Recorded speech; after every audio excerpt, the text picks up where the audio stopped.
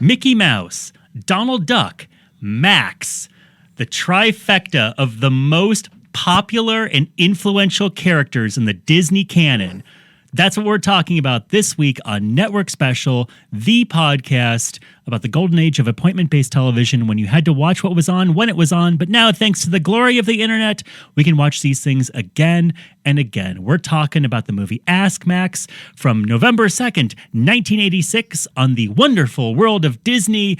And when we talk about the premise of this show, boy, does this fit, because it played once and never again. But guess who remembered that it played? Me.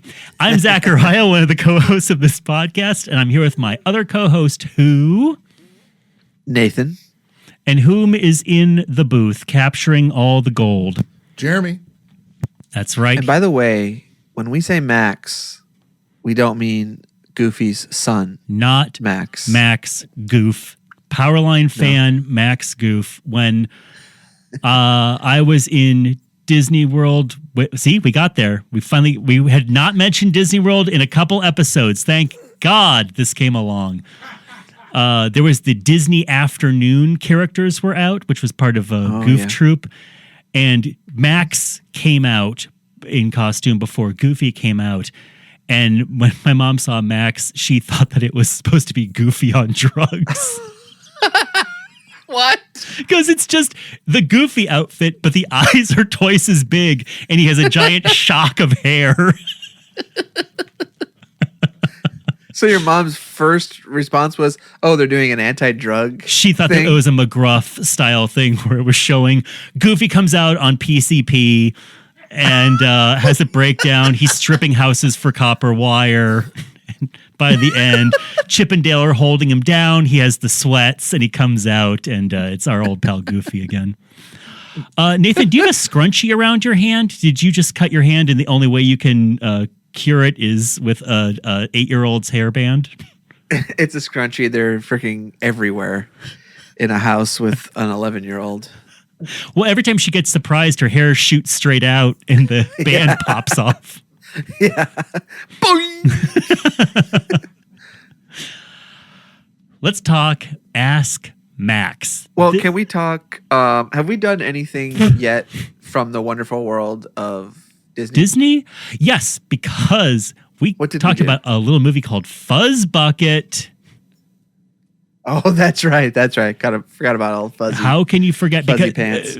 The thing that broke my heart about watching Ask Max was that there was no introduction included from Michael Eisner. Now, would he have done that for this? Yes, he did, because I remember him doing the intro to this. And it was something like he had a bike. It was like, hello, I'm Michael Eisner. We all dream of flying, but of course, it's an impossibility. Not for Max.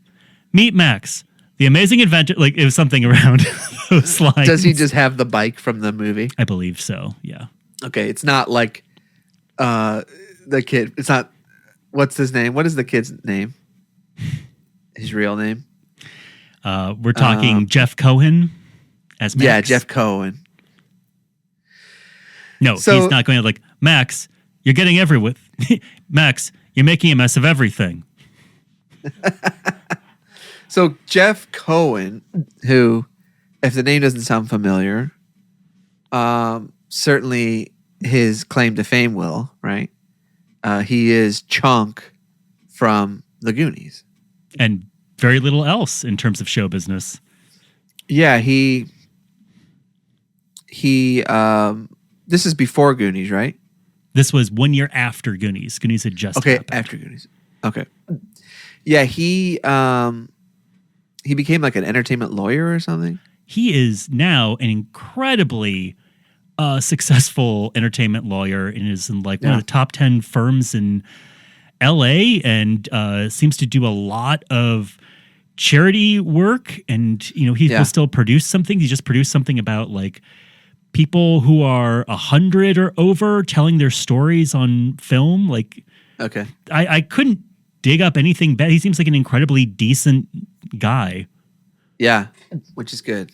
Yeah. Which is good. Yeah, I you know, watching him in this and then watching him, you know, thinking about Goonies and stuff, like, I don't personally feel like he is, and I don't think people do, so I don't know.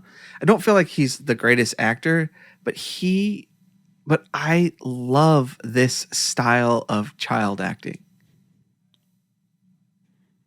which is like, Yeah.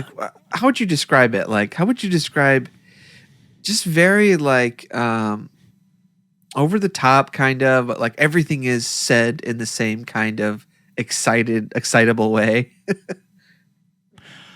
I guess I know what you mean. Thinking about the way that child actors, especially on live action Disney shows or Nickelodeon shows, I would describe that style of acting as said excitedly in the same way. But I feel as though it's very charmless and annoying and fake.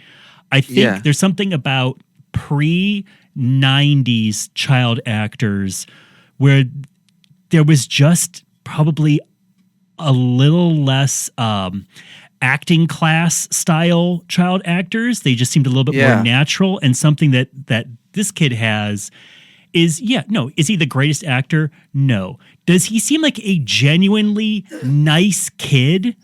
He does. And it doesn't seem fake or forced. He has a really easy smile, and he's just, part of it's the way the character is written. This character is just always happy for the most part. And it works well, I think. I remember. So should we? Go on. Oh, I was going to say, this is one of the things where, especially pre-internet the way we have it now, I remembered there was a movie. I thought it was just called Max, because honestly, Ask Max is the weirdest title for this movie. It makes very little sense. It is said once at the very end of the movie, but it's not like, some Casablanca start of the beautiful friendship level line. I thought it was just called... No, Ask Max. Yeah, that's what said. I thought it was called Max. I remember there was a flying bike, and I remember loving this movie, but there was no information about it. I would ask other people about it, and they would not remember it. So rediscovering it and rewatching it now, this is one of the times where it is this very distant, fuzzy memory, and suddenly I'm watching it, and I'm seeing all these memories come to life in front of me. It was a great experience. But I was wondering before I watched it, why did this movie stick in my head so hard? It's not like I didn't watch other World of Disney movies that made no impression on me. And then I realized, this is a movie about two kids.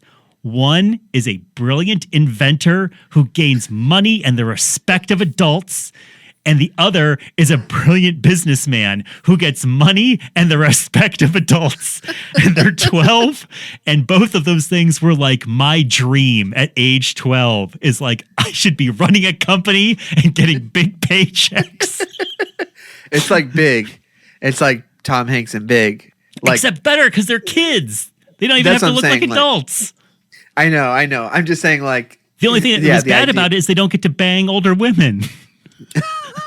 Unlike Big. That is the worst part of it. That is the worst part about it. They there is that thing of like, there's a show that my daughter watches where it's called Some Assembly Required, and I think it's Canadian, and it's the worst acted show in the world.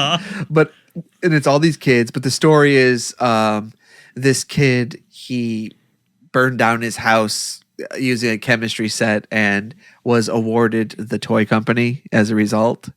And so now he gets to run the toy company with all of his friends. Okay. And I don't quite understand that plot, but sure.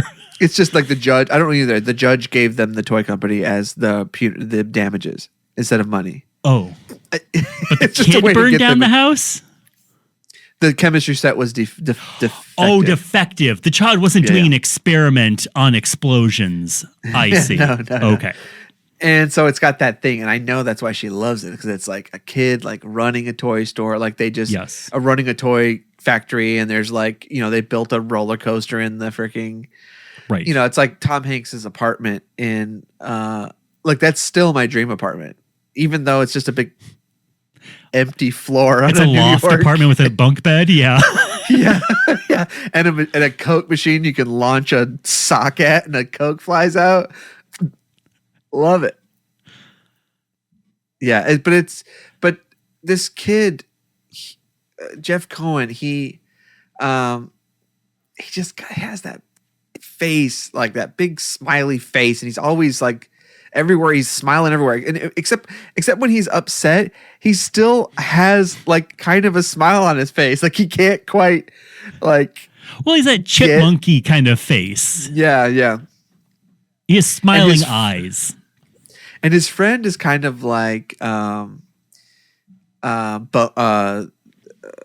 guy who's his friend in Back to the Future. I'm sorry, Teen Wolf. Like Marty McFly's friend who like Styles or whatever his name is, who like, kind of like. Oh, in Teen Wolf. Michael J. Teen Fox. Wolf. What did I say? Marty McFly. Marty McFly. I got all these things all screwy in my head. Now, this actor who plays the friend, Gino DeMoro, was in Saved by the Bell playing Marvin Nedick. Does that strike anything with you? Is that like one of the nerds? Nathan, I feel like a name like Marvin would be a nerd. You, because you have seen the show. It is an episode from '89 called "Pinned to the Mat," which is season 1, episode 9, very early. That sounds like. Oh, okay. So it says he's.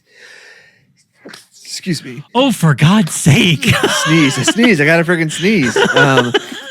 So he bets. He's a guy that bets Zach that Slater will win the next match, but then Slater gives up the wrestling to become a cook. So he's still playing like a huckster. Yeah, he has that face, that kind of sly face. Yeah, and he just knows like, and he like I love that. I love. They're all. You're right. They're all super intelligent. They're real savvy. They speak kind of in adult language. A lot of effing and jeffing. It's like a better version of the movie Blank Check, where that kid tricks a gangster into giving him $1 million and he spends it all in a mansion. But that movie, and then he has a pedophile kiss. The lady. They got my note about Big. Sure he gets to almost bang an older woman. In this movie, this is the better version because the kids actually do something, and it's not just like lust for power. It actually kind of shows how money can't buy happiness. And the vice president of the company that so I guess we should say Max is an inventor. Well, and he invents all of these little kind of pranky kind of things. Well, you know how we always talk about how these made-for-TV movies, we go like, there's like 45 minutes of entertaining content in here, and then it's like half an hour of standing around. Is like, if they would just cut it down, oh boy, does Ask Max get to the point. This started up and I was like, did they cut half an hour out of this movie? Because immediately Max is just in the soup. He's making paper airplanes that make U-turns. He's coating basketballs with magnetized paint so he gets a bunch of free throw competition points. You're just in it. They do not talk down to the audience. Like they don't even explain that he's an inventor. He's just doing it. Right? And there's no explanation of why he's this smart. They just here he is. He's smart. He's the dude. It's not magic. He's just a smart kid and he's fun. He's like, he invents things and does things. And I love that. They jump right in. There's no like slow like reveal. It's instant. And so he invents this bike to win some competition for a trophy. And a vice president of a company. Say what the bike does.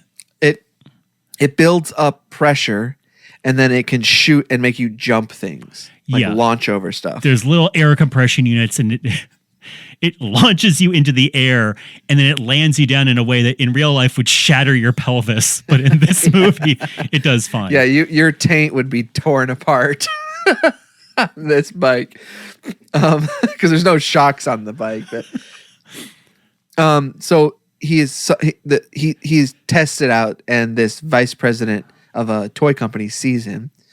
And who is that? Who is that actor?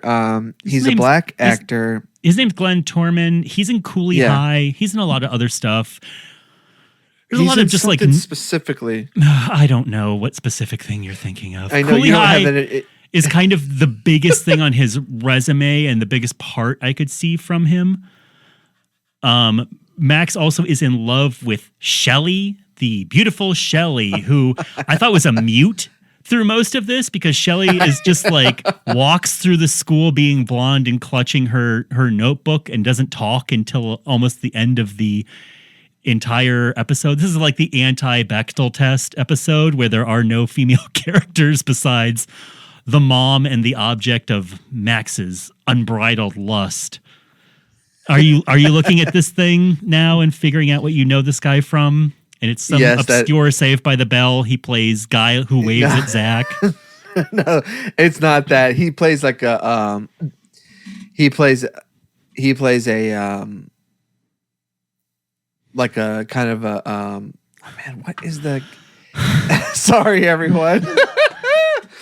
He plays like a character who's like bad. He does bad stuff. Like, okay, I'm trying to remember. He plays bad stuff guy. So the other thing about Max is that he's a really nice kid, and he wants to give his mom everything that she wants. She's a single mom, and he overhears her talking to a friend, and of course, two women in a room together. What are they talking about? Clothes. The mom wants a dress that she saw in a window, and Max feels bad about, not having everything she wants because she's a single mom. And this evil toy guy who plays a bad guy in something that Nathan once saw. The Wire. It's The Wire. Oh, he's in The Wire? That's fantastic. Yes. Is he a major character or is he just kind of like a brief? No, he's a major. He's like a crooked mayor or whatever. Like that's great. I think he loses. He is the mayor of Baltimore at the time, and he loses to someone running against him. I'm pretty sure. One of my things that everyone gets to say what when they hear me say it is, I have not seen The Wire. I want to watch it, but I know, oh no, Nathan's going to have an aneurysm. I know if I start watching it, I'm going to watch the entire thing. And I just, it seems so daunting, but I know I need to watch it. Yeah. So he's not really a bad guy in this. No, nobody's really a bad guy in it. There is one guy. There is one guy, but he's just kind of like a selfish businessman. He's not evil. No. But you would think like this would be a guy like when I first saw I'd seen this already because I watched it with my wife and daughter a long time ago, or like last year. But the watching it again, I forgot, and I was thinking, how's he gonna like trick him, scam this kid? Yeah. And it doesn't. He's like a good dude. Like he helps them, and there's only all of the corporate dudes. There's only one corporate guy who's bad. Everyone else is like cool and has a heart and stuff. Yeah, this guy wants to buy this launching bicycle from Max. Max. The only thing that kind of drove me nuts about this is the vice president of this toy company wants to buy the idea of this bike from Max, and Max wants to show it off to his friends or to the school so they'll think he's a cool kid. He goes, it's not for sale. I'm like, yeah, dumbass, they don't want to buy your one bike. They want to buy the idea from you. Thank goodness Business Style Kid is with them. But eventually Max relents because he wants his mom to have nice things. So he sells the bike, and he also maneuvers to become vice president of the toy company, which is very funny. They give him a little office. Yeah. He's a non-voting board member. He and gets the guy points off the back end. The guy who runs the company is Ray Walston, who plays the Martian in My Favorite Martian. We're getting both My Favorite Martian people in back-to-back episodes of our series. Love it. Talk about synergy. He buys his mom the nice dress, but he can't show off the bike. So he doesn't show it off to people after bragging about inventing it. So everyone thinks he's a loser again. But instead, he uses his newfound bike selling money His to advance. throw a giant party for everybody. But wait, what does he do before that? You can talk about it. You can talk about the person who gets listed first in every listing for this movie, despite being in it for a minute. Our good buddy, friend of the show, Kareem Abdul-Jabbar. That's right. He invites Who, by Kareem the way- Abdul-Jabbar to do shooting lessons with the kids. When I was going through the credits of this real quick, like who's in this, it says Kareem Abdul-Jabbar, and then but I glossed over it, and I thought that it was Kadeem Hardison, who's Dwayne Wayne from Okay. from the Cosby spinoff, the Different World or whatever. Mm-hmm. And I was like, did this come out? Because I was like, oh, that's cool. He's in this. And then I saw in the credits, it says, and featuring or with the special guest star, Kareem Abdul-Jabbar. And still, it did not click. Still, in my mind, it was Kadeem Hardison. And I was like, oh, was Different World out during this time? Was it that big already? And I'm like, wait a second. And then I realized, no, that was that was like way later. Kadeem for you is like those Tootsie Roll commercials where everywhere you look, you see Kadeem. That's right. Everybody Kadeem on the Hardison wire everywhere. has Kadeem's head.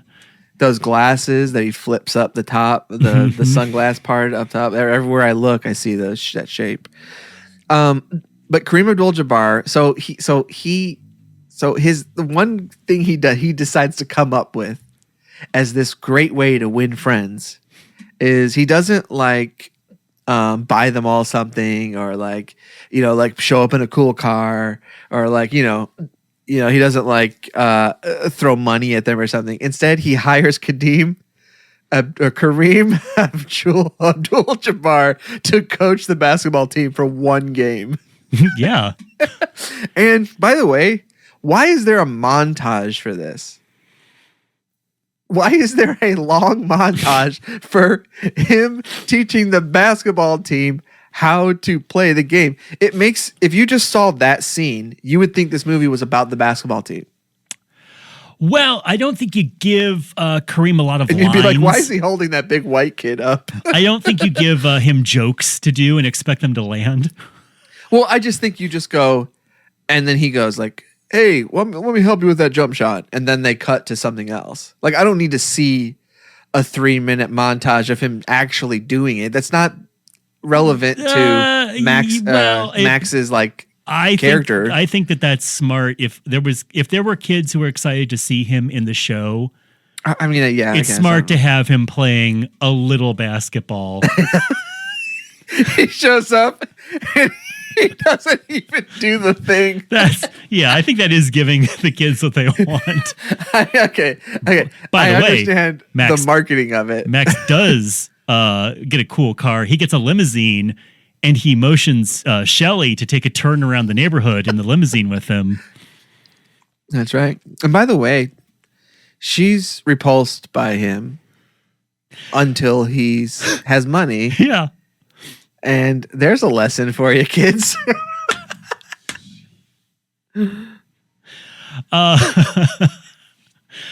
Yeah, we're never really, that lesson never really gets corrected, does it?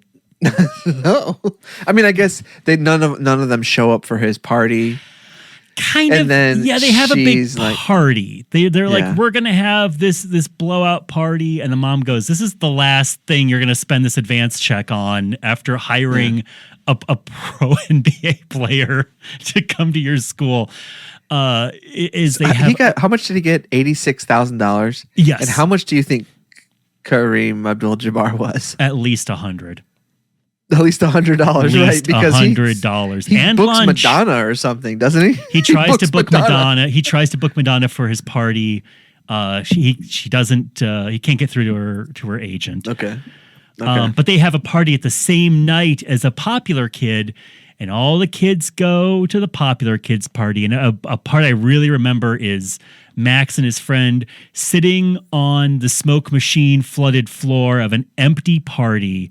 And I was like, oh, that doesn't feel good. And now watching it, I'm looking at the room and I could see that all the tables that are in the room. Did you see this? I guess they couldn't afford or find tables for this party set.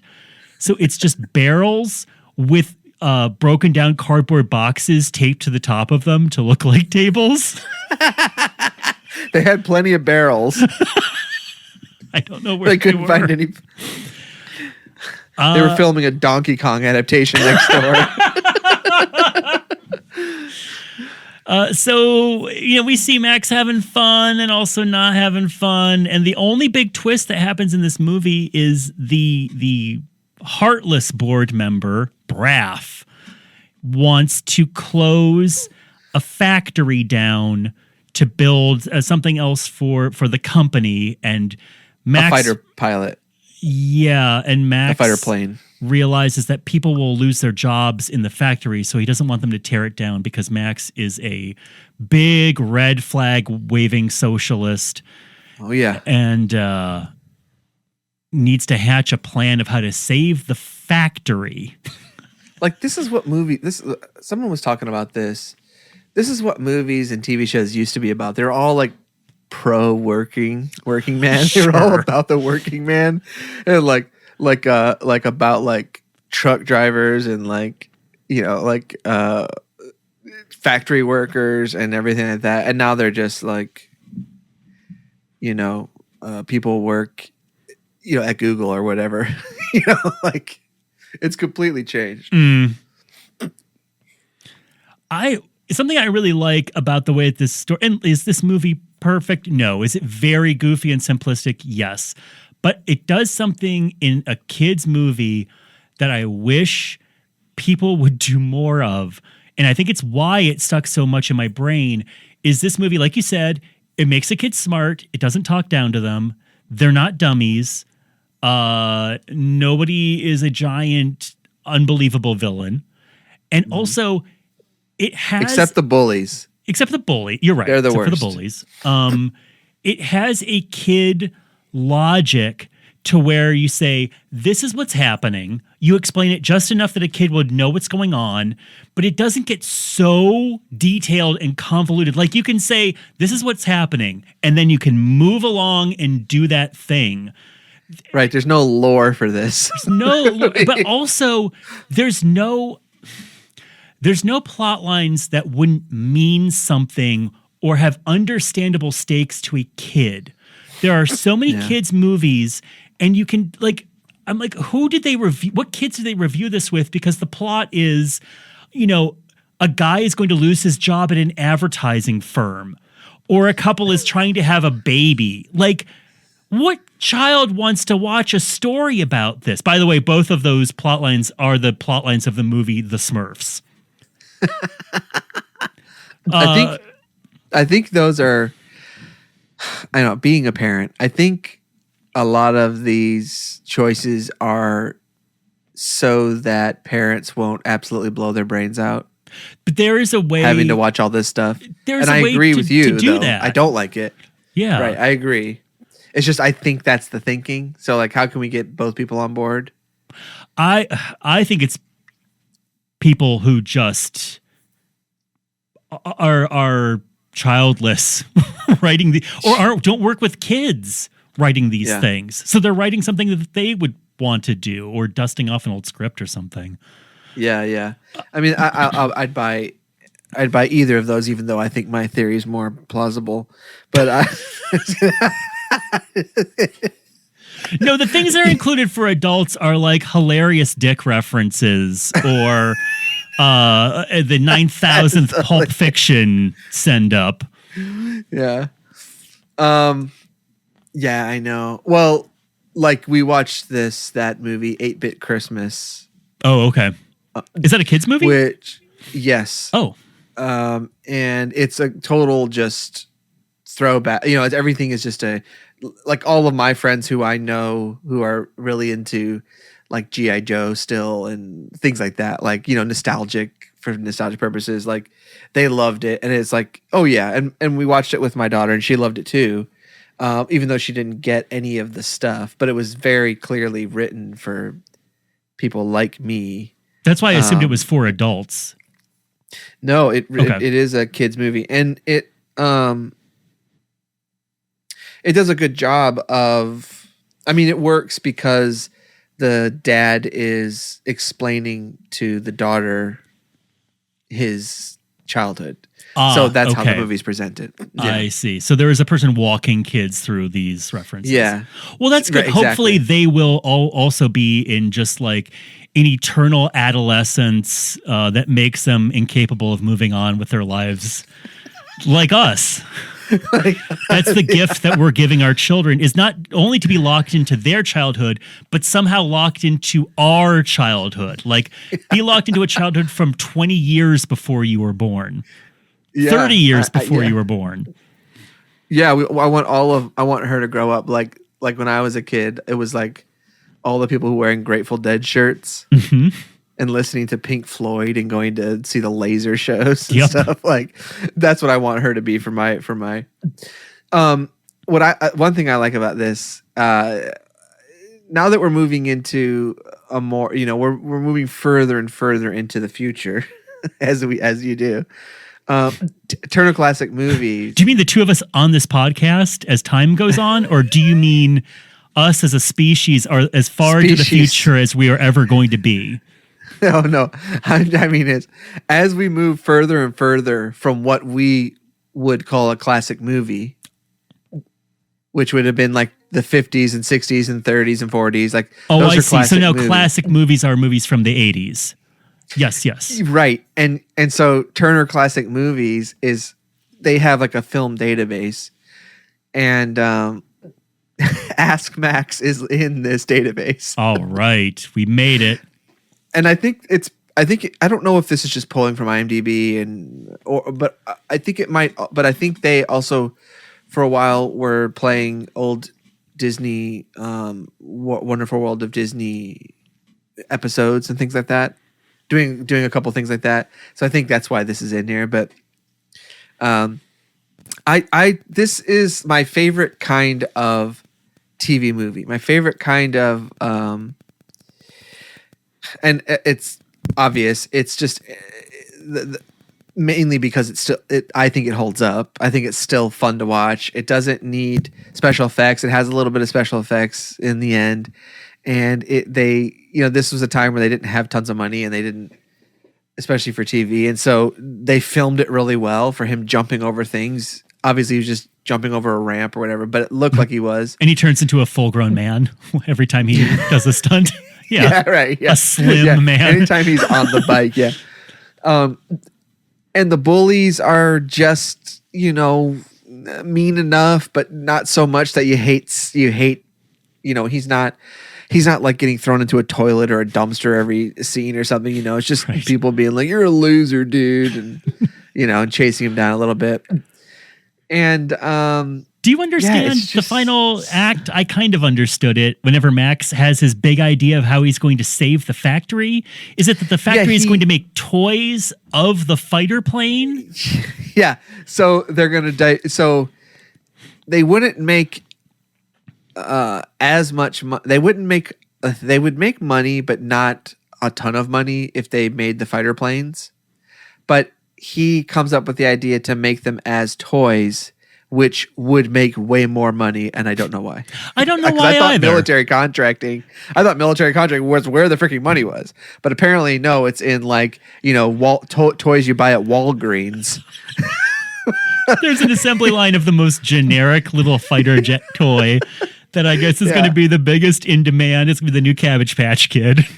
And I guess it's made out of actual fighter plane material. Oh, okay. It must be because they had to divert all of the already created stuff into this new toy. Maybe it is a government contract, but it is to indoctrinate children into this new fighter plane war machine. And what about all these like factory workers and like engineers and everyone who all worked on the fighter plane? They're all like, now we're retooling everything to make a little tiny toy. Yeah, you're just making it smaller.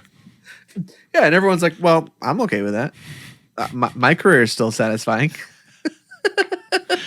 The director who made this movie, did you happen to take a look over it? He's had a lot of Disney experience. He directed a lot of the bad sequels. He directed Herbie Goes Bananas, Herbie Goes to Monte Carlo, The Apple Dumpling Gang Rides Again. He did $1 Million Duck. He did Short Circuit 2. And of course, then he polished off his career by directing Diagnosis Murder with Scott Baio and Dick Van Dyke. Scott Baio and Dick Van Dyke. Hold on. What year was that? Diagnosis Murder? TV show? Yeah, I think it ended in 2000. It's like the ultimate old people's show. A person who was a teen that they remembered from years ago, and Dick Van Dyke, who they remember from when they were kids. Okay. I'm seeing, 1995, the last movie he did was A Perry Mason Mystery, The Case of the Jealous Jokester. Yeah. Stranger at My Door. Okay, so I think that's one that I've looked at for us to view. Yeah, I enjoyed this movie a lot. I love it. Maybe it also helps that I liked Goonies a lot, and seeing him in something else is fun to see. He's also in some episodes. Also in an episode of Amazing Stories. He plays the son of someone, I think. And I don't know. I feel like I wish he would have gone on to do more. Maybe he didn't have the chops. Like maybe he would have been typecast way too much. Well, I mean, if we are doing our summary, I also like this movie. I'm not a Goonies guy, and I enjoyed this. It's a great level of goofy. It does not overstay its welcome. It's 45 minutes long. And I kind of read that he was just tired of, I mean, look, acting is tough. It's exhausting to try to get roles. It's exhausting to audition. And he seems to be doing great. I mean, there's no reason. He did the right thing. It's better than him trying to like hold on to this one role he did years ago forever. Like, he seems to have had an amazing career. He seems happy. He looks good. He lost all the chunk weight. And I'm happy for anybody who hasn't wound up as a Corey. You know what I mean? Oh, gosh, got out of it. That is like the saddest story for me. The Coreys. Especially, yeah, because I always felt like they were good actors. Maybe they aren't. Maybe I don't know. But I always felt like when I watch him, like when I watch Corey Feldman in like the Gremlin, when I watch him in Gremlins, like I always felt like, man, he's such a good, or in The Burbs and stuff. Like he's such a good, funny actor. Like what a freaking bummer. But I'm looking at his. I'm looking at the list for Jeff Cohen. He's in a movie called Perfect Harmony, which is set during the Civil Rights Movement. Which, that's on the top of my list of things that we need to watch. Anything dealing with heady issues that we could totally bungle and get canceled on. Yeah, well. Oh yeah, so he was in 2 episodes of Amazing Stories. I'm glad he's in his greatest role of his life, the role of the law. Yeah, go out and watch this. There's a real cruddy version of it on YouTube, but you can find it through other streaming services. And we you know what we need to do, Nathan? I want to come up with a thing that we do at the end of a show, because I feel like we have our big final thoughts, and then it is though all words and breath leave my body, and all there is to tell people to follow us, which is where everybody shuts the podcast off, even though at the end of each episode after you say that, we unleash our true hot takes and say all our inflammatory stuff that is real spicy. That's right. So let's see. What do other podcasts do? They kind of, some podcasts ask the guest if they believe in God. Should we do that every episode? With each other. So, do you believe in God yet? We'll do a weekly check-in. Do you still believe in God? I don't know. Let's think. Let's have a think. Okay. Let's have a think on it, air. And, Let's have this be the listener's promise. Listeners, perk your ears up. The next episode, we're going to have a very exciting conclusion to each episode. That's going to be our trademark closer for every episode. So watch out for this thing coming forward after our next episode, which has not been decided yet. This is all a work in progress. You're here. This is like that Get Back documentary. This is you hearing the process happening. This is the creative wheels turning. And that's what you're going to hear next time. And if you want to be sure to hear next time, what should people do, Nathan? Like and subscribe. On iTunes, on Spotify, right? On go to Twitter, go to our Twitter account. They're shutting off their players. They're go to our Twitter account, go to Facebook, go to TikTok. All right.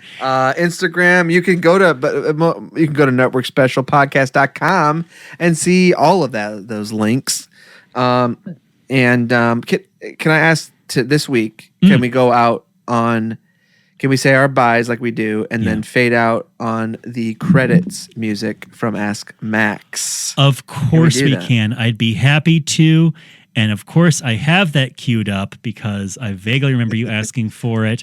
It's on a service that is instantaneous. There's definitely no weird lag in this service in this building that we're in, which is why we're going to listen to it right now. And here it comes. I'm pressing play. Hold on one second. There's a little spot on my desk. Let me clear that right now. Okay. Did you get your play button out there?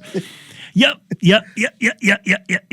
All right. Hit refresh. See if that will grease any of these wheels. And don't forget, we have to say bye first. Okay, yes. So cue me in on that when when this instantly plays. Sure will, as this instantly plays. And there's no way we could edit if this didn't instantly play, we would not be able to edit. All right, I got it queued up. Thank you for joining us, everyone. Bye. Bye. Ooh, sounds great.